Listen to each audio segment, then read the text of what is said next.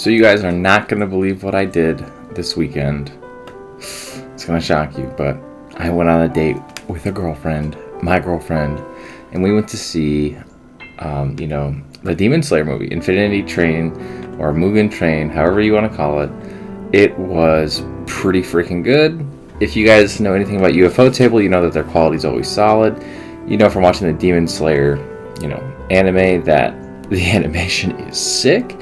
The budget is much higher than any budget deserves to be for a TV show that comes out weekly. This is like HBO Max quality animation. Maybe even better, honestly. It's definitely better than Amazon, but anyways. So this movie came out, and my girlfriend was dying to see it. She's like, hey, did you get it digitally yet? And I'm like, no, it's not available digitally until June. She's like, well, it's in theaters, so, can we go to that? And I'm like, well, maybe we can. We've both been vaccinated for a while now, so why not? So we decided to go. We went there, we watched it subbed. They had both dubbed and subbed, but there's a lot more showings for the sub. My movie theater's in a big weeb town, so it's a college campus, which almost has to be Weeb City.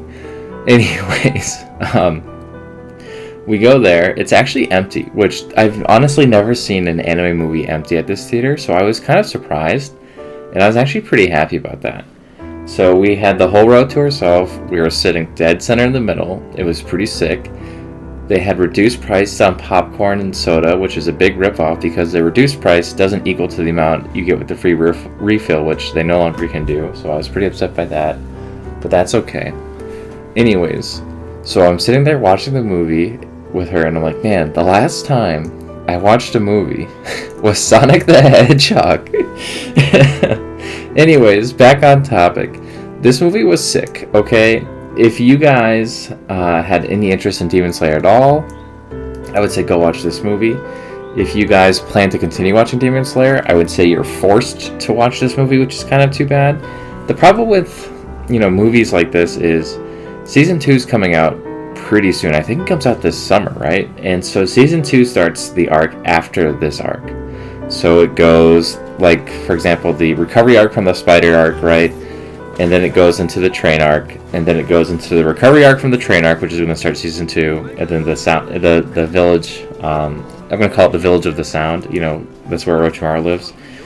And so, if you miss the train arc, you're going to be like, what the heck's going on? Who is this kid? Why are they going to visit this guy? So, I think they're going to try to catch you up via flashbacks in the anime, but it's pretty essential that you see this movie or read it or something like that if you plan to continue watching the anime, which is both good and bad because the visuals to this movie are intense. They are so good. I think the only effect I didn't really like was the train itself has this weird purpley stuff, which I don't really want to say more than this because it's not going to be a spoiler review. But this purpley stuff looks like really bad CGI. Like they just copy and pasted it everywhere. And, I feel like that could have really been done better. But the sound and the visual effects were, for the most part, very good. The animation between swinging of the swords was, spectacular. The actual train itself looked fantastic. Inunosuke, goddamn gem in this one, per usual. He was hilarious the whole time through. And, Zenny was pretty good too, but he doesn't get much of a spotlight. The main focus on this story is obviously Tanjiro, Rengoku, and Inosuke shows up quite a bit as well as the demon involved. Anyways, it does bring a question of morality for this arc, as it makes you wonder. It's kind of like a drug situation, these people are addicted to dreams, and so you have to wonder, is he doing them a service or is he doing them harm? In the end, it's obvious that he's doing them harm. But, of all the demons, I'd say he's probably the most kind, besides the two who help them out through their adventure. Because he doesn't have to show them such nice dreams, but it's pretty interesting. That's really all I want to say about the demon's power, is dreaming. That's not really that much of a spoiler, since I'm pretty sure the trailers heavily emphasize, dreams. Anyways, I would definitely recommend seeing this movie. You don't really watch this movie for the for the first fight. You really watch it for the second fight, which takes up about a third of the movie, I'd say, which is very nice because that is the best part of the whole arc, and so I'm glad that they gave it such a big spot. I think that this serves much better as a movie than it would in anime, season or even half season, because I feel like this would have been so stretched out. I feel like they would have made Rengoku and kind of repetitive. I feel like they would have made these dream sequences really fluffed out, and they actually do add some extra fluff to a few of these dream sequences, I'm pretty sure, especially Inosuke's dream sequence. I don't remember it being so long, which was really good because I liked his dream sequence quite a bit. I thought that was awesome. But the other thing is I don't remember Tanjiro's being as long as it is. I do remember these key moments happening in it, but it was very long as well.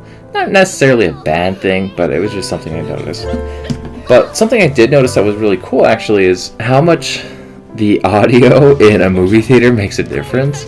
If you guys buy this movie digitally, I would definitely recommend you have a nice, digital sound system. I recently bought surround sound, and so it's not like it's anything fancy. It's like a Vizio surround sound. It came in this like orange L box. Maybe I'll post a picture of it so you guys can see what I'm talking about. But it's pretty cheap. Like it was like $150, $200.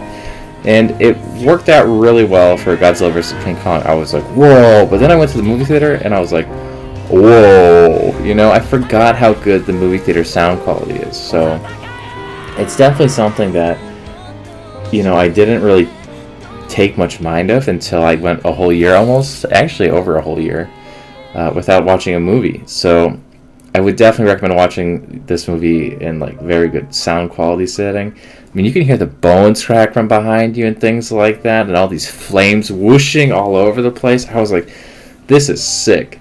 So it really was awesome, But overall, I would definitely say you should watch this movie. I think it's a very good movie. Do I think you could just watch it if you have no idea what's going on? You probably could. I feel like there's enough things to remind you, about Demon Slayer. You get all of the introduction of Tanjiro because he goes through a dream sequence. You get the personalities of the other two because they're going through dream sequences as well. And they don't really play too much of a role. It's mainly just Tanjiro and Rengoku who are playing the two main roles, truthfully. So I do think that you could bring a newcomer into this and they would just be mesmerized by the flames, the waters, the beasts breathing. The, only real confusion would probably be the power system, in my opinion. But yeah, overall, this was a great movie. If you guys can see it in theaters at all possible, I would recommend it, especially if your theater's like mine where it's very empty. It was very safe. I mean, in the beginning, they showed these guys hosing down the whole theater with like a cannon system or like this weird hose thing. So I'm like, wow, they got these things? Man, I work at a medical place and they don't even have that. So I was pretty impressed with that. But they didn't mention any HEPA filters, which I thought was a little weird. But in any case, this movie was sick. If you guys were on the fence about this or were, wondering, like, is this movie even going to be that good? The answer was yes, it was that good. I think the problem with these kinds of things, though, is it really leaves fans in the dust. If you don't watch this movie, you're SOL for season 2. And the same thing happened with Konosuba. They have a movie arc as well. There's another anime that had a movie, and I was thinking about it while I was watching this, but I can't remember anymore. Anyways, once you have an arc kind of involved in a movie, for the foreign audiences like America, because it's in Japan, we're kind of SOL for months. It's not like you can simulcast a movie theater release. I mean, I guess you could. I mean, America does, right? But it's a lot harder to localize it. And so, I mean, it makes it annoying. I think this movie aired right around COVID hitting, so we had to wait this long. Maybe it was October, but even still, it's almost May now, and it just came out this weekend.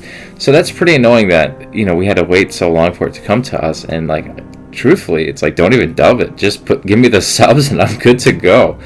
I mean, maybe the dub theater was packed, but my sub theater wasn't, so maybe that's why. But in any case, it gives me mixed feelings, Should anime do this? I truthfully wish anime would be somewhere in the middle. I wish they would take the seasons and increase the budget and give more of a premium subscription service, kind of like HBO Max does, therefore giving the studio more budget. Because I'm not gonna lie, this is like how anime should look. It was so sick. It's like the Fate movies, you know. If you guys have watched the Fate movies, it's very similar to that, the new ones, where everything is like such pristine CGI, you know, it's polished. And there wasn't actually a lot of Lisa in it, which was kind of upsetting for my girlfriend, but for me it was okay. You know, Lisa's great and all, but she was only at the end, which is actually kind of upsetting. It's kind of upsetting, but it's okay. I definitely thought it was going to be a little bit more musical, but the sound effects are.